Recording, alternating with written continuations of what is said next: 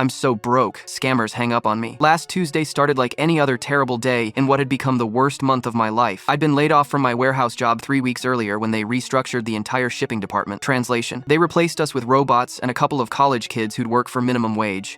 The eviction notice was still taped to my door, bright orange and impossible to ignore. 30 days to come up with $2,400 or me and my 8-year-old daughter would be living in my beat-up Honda. I'd already sold everything worth selling: my TV, my PlayStation, even my dad's old watch. The only thing left was my phone, and I couldn't get rid of that because potential employers needed to reach me. I was heating up my third package of dollar store ramen when the call came. Unknown number, but at this point I was answering everything, hoping it might be a job callback. "Hello, this is David from Microsoft Technical Support," came the heavily accented voice. "We have detected serious virus on your computer system." Normally I'd hang up immediately, but something about my current situation made me curious. What exactly did these people think they could get from me? "Oh no," I said, playing along. "That sounds terrible. What should I do?" "Sir, this is very urgent matter. We need remote access to your computer immediately to remove these malicious files before they steal all your personal information." I almost laughed. Personal information? My credit score was so bad, identity thieves would probably improve it. "Okay, let me boot it up," I said, then just sat there stirring my ramen. 5 minutes passed, then 10. The guy was still on the line, occasionally asking if I was ready. "It's taking a while," I told him. "It's an older model." Another 10 minutes. I could hear him getting impatient, probably wanting to move on to his next victim. "Sir, what is taking so long with your computer?" "Oh," I said casually, "I don't actually have a computer. Haven't had one in about 4 months. Sold it to buy groceries." Dead silence. Then he cleared his throat and tried again, clearly thrown off his script. "Sir, we also need to verify your banking information to protect your financial accounts from these hackers." This time I did laugh. "Dude, my checking account has exactly $1.47 in it. You want to protect that $1.47? I could hear papers shuffling, like he was flipping to a different page of his scam playbook. "Okay, sir, we can help you claim government stimulus money that you are owed. We just need your social security number to process the paperwork." "Look, man," I said, warming up to the absurdity of it all. "If you can figure out how to make money using my identity, can you split it with me 50-50? Because I sure as hell haven't figured out how to make it work."